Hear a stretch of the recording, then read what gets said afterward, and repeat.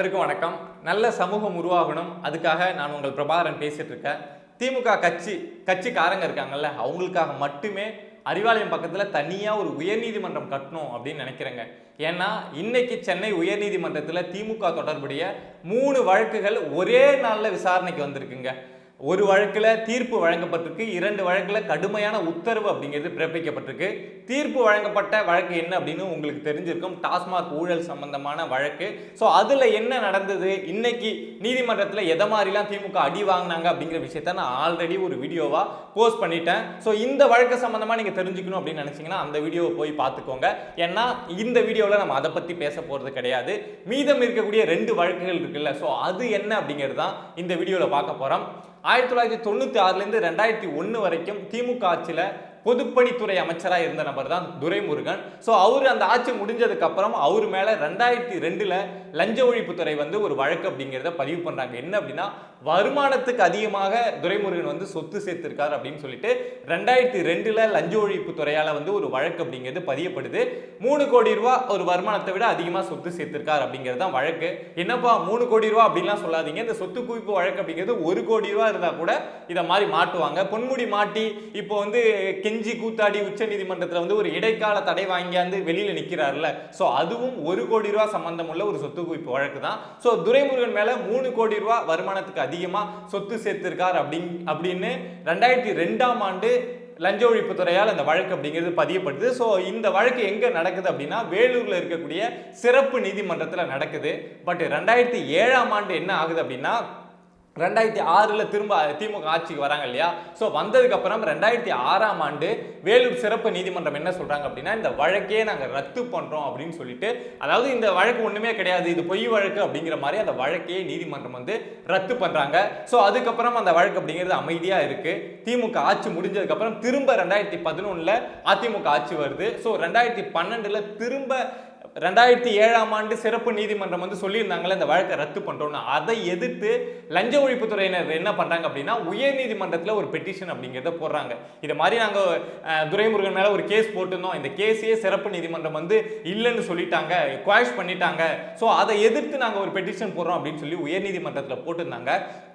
So அது சம்பந்தமான விசாரணை அப்படிங்கிறது ரொம்ப காலமாக சென்னை உயர்நீதிமன்றத்தில் நடந்துட்டு இருந்தது. ஸோ இப்போ லாஸ்ட் ஒரு 2-3 மந்த்ஸாக ரொம்ப பரபரப்பாக நடந்தது அப்படின்னு சொல்லலாம். ஸோ அதோட விசாரணை முடிவு அப்படிங்கிறது இன்னைக்கு சென்னை உயர்நீதிமன்றத்தில் நீதிபதி வேல்முருகன் அவர்கள் இதுதான்ப்பா இந்த கேஸோட முடிவு அப்படின்னு சொல்லியிருக்காங்க. என்ன அப்படின்னா, 2007ஆம் ஆண்டு வேலூர் சிறப்பு நீதிமன்றம் இந்த கேஸ் இல்லவே இல்லைன்னு குவாஷ் பண்ணாங்கல்ல, அது செல்லாது, இந்த வழக்கை எடுத்து விசாரிக்கணும், இந்த வழக்கில் அடிப்படை ஆதாரங்கள் அப்படிங்கிறது அவ்வளவு விஷயம் இருக்கு, இவ்வளவு விஷயத்தை வச்சுக்கிட்டு எப்படி ஒரு சிறப்பு நீதிமன்றம் இந்த கேஸ் இல்லவே இல்லைன்னு குவாஷ் பண்ணாங்க அப்படின்னு கேள்வி கேட்டதோட மட்டும் இல்லாம, வேலூர் சிறப்பு நீதிமன்றம் இந்த வழக்கை விசாரிச்சு இன்னும் 6 மாசத்துக்குள்ள இதோட முடிவை அறிவிக்கணும் அப்படின்னு சொல்லிட்டு சிறப்பு நீதிமன்றத்துக்கு ஒரு கடுமையான உத்தரவை போட்டிருக்காங்க.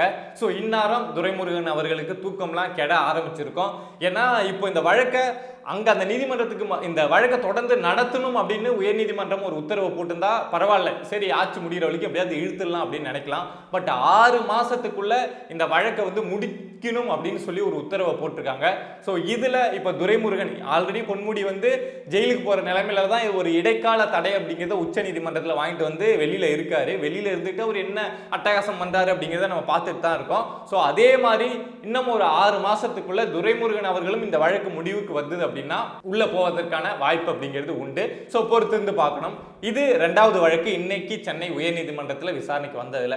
3வது வழக்கு அப்படிங்கிறது பொன்முடி பெண்கள் சைவ வைணவ சமயங்களை வச்சு ஒரு கதை சொல்லி ஒரு கேவலமான கதை சொன்னார்ல, ஸோ அது சம்பந்தமான வழக்கு விசாரணை அப்படிங்கிறது இன்னைக்கு சென்னை உயர்நீதிமன்றத்தில் நீதிபதி ஆனந்த் வெங்கடேஷ் முன்னாடி விசாரணைக்கு வந்தது. ஸோ பொன்முடி தரப்புல ஆஜராகியிருந்த வழக்கறிஞர் என்ன சொல்றாரு அப்படின்னா, அந்த பேச்சு அப்படிங்கிறது ஒரு உள்ள அரங்கில் பேசப்பட்டது. ஸோ அதில் இருக்க அந்த வீடியோ பரவச்சில்ல, அது மட்டும்தான் முழுசான வீடியோ கிடையாது, அதை தாண்டி நிறைய விஷயங்கள் இருக்கு. ஸோ அது தப்பா பரப்பப்படுது அப்படின்னு சொல்லிட்டு பொன்முடி தரப்பு வழக்கறிஞர் வாதங்களை எடுத்து வைக்கிறாரு. அதுக்கு நீதிபதி ஆனந்த் வெங்கடேஷ் என்ன கேள்வி கேட்குறாங்க அப்படின்னா, சரி அது தப்பா பரப்பப்படுதா, அப்புறம் என்னத்துக்கு உங்க திமுக கட்சி ஒழுங்கு நடவடிக்கை எடுத்தீங்க, துணை பொதுச் செயலாளர் தானே பொன்முடி, அப்புறம் என்னத்துக்கு அவர் நீக்குனீங்க? அவர் பேசுனது தப்பே இல்லை அப்படின்னா என்னத்துக்கு இதை நீக்குனீங்க அப்படின்னு சொல்லிட்டு ஒரு கடுமையான கண்டனத்தை தெரிவிச்சிருக்காங்க. இன்னும் பொன்முடி மேல வழக்கு பதியாமல் இருக்கிறது அப்படிங்கிறது ஒரு துரதிர்ஷ்டவசமான ஒரு விஷயம். இன்னாரும் பொன்முடி மேல வழக்கு அப்படிங்கிறது பதிஞ்சிருக்கணும். பொன்முடியோட பேச்சை அந்த கட்சியில் இருக்கக்கூடிய அமைச்சர்கள், அந்த கட்சி நிர்வாகிகள் வந்து ஏத்துக்கிறாங்களா அப்படின்னு சொல்லிட்டு ஒரு கடுமையான கண்டனத்தை தெரிவிச்சிருக்காங்க. ஸோ வழக்கு பதிய வேண்டியது அப்படிங்கிறது ரொம்ப முக்கியம் அப்படின்னு சொல்லியிருக்காங்க.